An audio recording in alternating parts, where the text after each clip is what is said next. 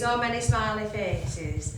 I've travelled here from Cap House, a little village just on edge of Lockwood and Middlestown.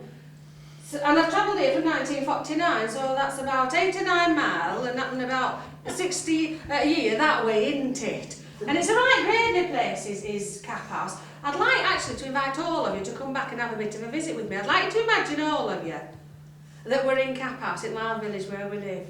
It'd be proper nice to welcome you into our house. My house is like a Lyle palace. Imagine, if you will, there's a whole row of red brick terraced houses. Mine's right in middle, Cap House Cottage. I think it's bonniest one at lot. Step goes right onto pavement, and of course it gets donkey stoned every Monday morning. Well, you do, don't you, girls? Not that lads would know out about donkey stoning front steps, but you do, don't you, girls? You know, you can come down our street every Monday morning, dolly tub and posse going on back, or if there's lucky enough and you live on the road behind where we are and you've got a set pot's warming up. But on row where I live, there's a whole row of bottoms like moving in unison, a bit like those wee birthday dancing girls, and the scrubbing front steps. You do all donkey stone your steps, don't you, ladies? Any road up. If you were all coming to see us, imagine if you were, I'd invite you in through the back gate. I couldn't have you all traipsing through the front door, could I, for a start off? So they'd come through the back gate, and I thought they'd come and see me, my husband Walter. I'm sorry he hasn't come out with me tonight, but he's off down to welfare to pay subscriptions. Well, that's what it says, any road up. They leave a bit of a funny smell around his mouth when he comes back having paid his subscriptions, but there you go, he has to pay them every week, he reckons. So I'm sorry I couldn't bring him with me. My 2 young uns, our Harold and our Ruby, of course, they're where all young uns should be, tucked up in bed, with their Auntie Doris looking after them. But imagine, if you would, that you're coming to visit me, and that's coming to see me and our Harold and our Ruby. Now then, come on, our Harold. Oh, Say mother, yes mother and no mother. And think on that, our Harold. That's not too big for a bare leg smacking. Now we've got some visitors here, we've got company. So I want best to behaviour. Excuse me a minute while I talk to him. Well, you've got to talk to lads, proper harsh like, haven't you? No, it takes some bringing up to lads.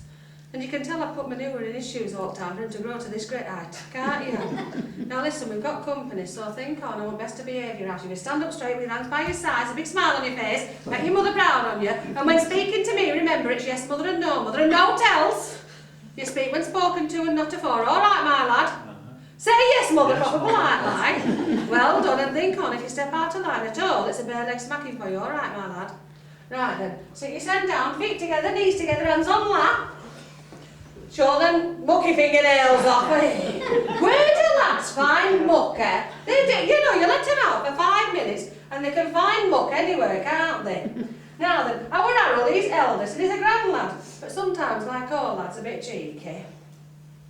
His sister Ruby, right, she takes after me, she's proper nice and quiet, is our Ruby. Here, you look gradely, lad. Come on, our Ruby. Come on, love, take the time. Now, our Ruby, I've got to tell you this, in a certain light, I think she's got a look of Vera Ellen, wouldn't you all agree? That lovely American film star. Now then, you're very welcome, our Ruby. Now, our Ruby, imagine that's just come home from school, love. Like all lasses, I've made you take your school uniform off. You put your pinafore on to keep your clothes nice and clean. And if our Harold starts on at you, no fratching with him, all right, love? You just tell me and I'm sorting out, won't I, our Ruby? Just say yes, mother, all loud like. Well, don't say that. You want to make yourself comfortable, are you? All right, then. Make yourself comfortable. All right, our Ruby. Are you not? Do you not want to be out here, love? No. All right.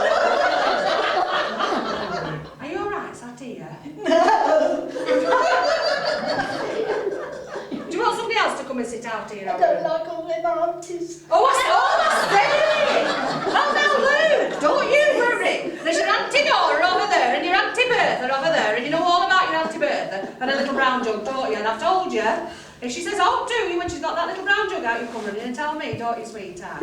All right then, our Ruby. She gives me something out my little brown jug. The little tinker, I'll have to have a word with you over birthday. Right then. So between our Ruby and our Harold, I'm going to tell you a bit about our lives. Now imagine if you would, they'd come to see us and you'd come through the back gate. Now, once you were in the yard, one of the first things I see is not one, but two hopscotches.